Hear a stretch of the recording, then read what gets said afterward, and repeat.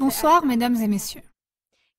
Le 9 septembre 2015, le Parlement de l'Union européenne à Strasbourg a voté sur le rapport de l'émancipation des jeunes filles par l'éducation dans l'Union européenne.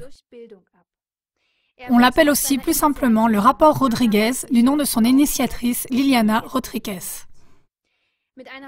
Il a été adopté avec une majorité de 408 votes pour, 236 contre et 40 abstentions.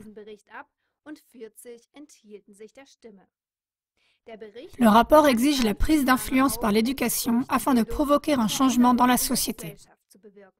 On serait convaincu, je cite, qu'un potentiel de transformation serait inhérent à l'éducation qui pourrait être utilisé pour appliquer l'égalité des sexes. L'égalité, cela veut dire ici l'imposition du principe de l'intégration de l'idéologie du genre. Au centre et à l'origine de l'idéologie du genre se trouve la féministe américaine Judith Butler, théoricienne du genre. L'idée maîtresse de son idéologie est « les hommes et les femmes, ça n'existe pas ». Le sexe humain serait une construction tout à fait culturelle. Chacun aurait le droit de choisir librement son sexe, et il y aurait bien plus que deux sexes seulement.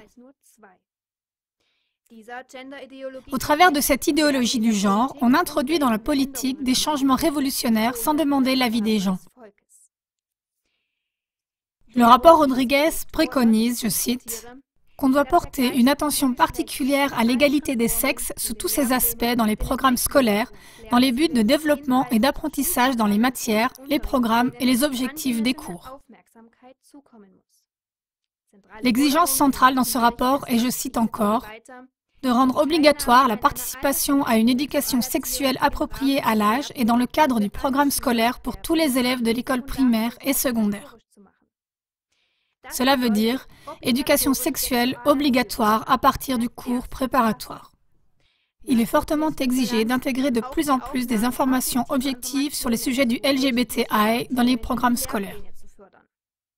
LGBTI est une abréviation pour l'association des lesbiennes, homosexuelles, bisexuelles, transsexuelles et intersexuelles, et on estime que des sujets traitant de l'orientation sexuelle doivent être enseignés à l'école sans jugement de valeur.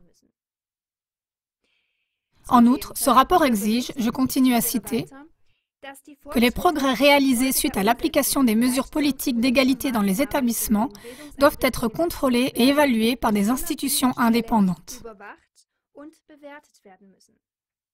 En faisant cela, non seulement on soutient des changements profonds dans les systèmes éducatifs des pays de l'Union européenne, et par là, on viole leurs compétences individuelles en matière d'éducation.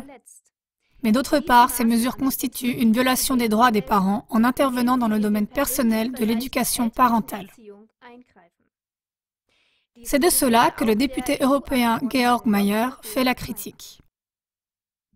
Le rapport concernant l'émancipation des jeunes filles par l'éducation dans l'UE envisage des interventions massives dans le système éducatif interne des États et dans la conception des programmes scolaires, ainsi qu'une régulation de l'éducation dans les familles.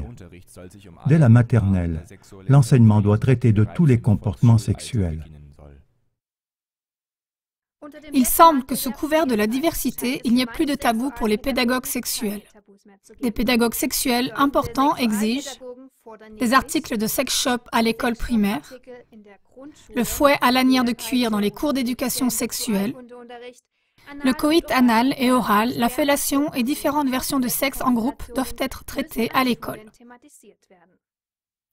Déjà en octobre 2014, le journal Frankfurter Allgemeine et le magazine Focus ont mis en garde contre les pédagogues sexuels qui aimeraient intégrer dans les cours les pratiques sexuelles les plus déviantes.